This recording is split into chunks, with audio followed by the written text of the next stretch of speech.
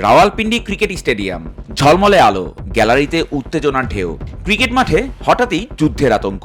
Karachi Kings বনাম পেশোয়ার জালমির বহু প্রতীক্ষিত ম্যাচ শুরু হবার কথা ছিল ঠিক রাত 9টায়, কিন্তু হঠাৎই এক বিকট শব্দ, আকাশ ছুঁয়ে ছুটে এলো এক অজানা আতঙ্ক। ভারতীয় ড্রোন বিধ্বস্ত হয়েছে স্টেডিয়ামের খুব কাছেই এক রেস্তোরাঁয়। আহত 2 জন, গোটা এলাকা ঘিরে ফেলেছে নিরাপত্তা বাহিনী। সবার মুখেই আতঙ্ক আর বিস্ময়ের ছাপ। বিধ্বস্ত ড্রোনটি কি শুধুই নজরদারির জন্য, নাকি এর ভেতরে ছিল অন্য কোনো ভয়ঙ্কর উদ্দেশ্য? নিরাপত্তা ঝুঁকির কথা মাথায় রেখে বাতিল করা হয়েছে ম্যাচ। নাহিদ রানা, রিশাদ হোসেনের মতো বিদেশি খেলোয়াড়দের নিরাপত্তা নিয়ে উঠেছে বড় প্রশ্ন। পেশোয়ারে থাকা নাহিদের দলের খেলা স্থগিত। লাহোরে থাকা রিশাদের মনেও কি দানা বাঁধছে অজানা শঙ্কা? পিসিবি বলছে ম্যাচগুলো এবার করাচিতে স্থানান্তর করা হবে। রাজনৈতিক উত্তেজনার কালো ছায়া এবার সরাসরি গড়ালো মাঠে। মুহূর্তে ক্রিকেটের পবিত্রতা হয়ে উঠল প্রশ্নবিদ্ধ।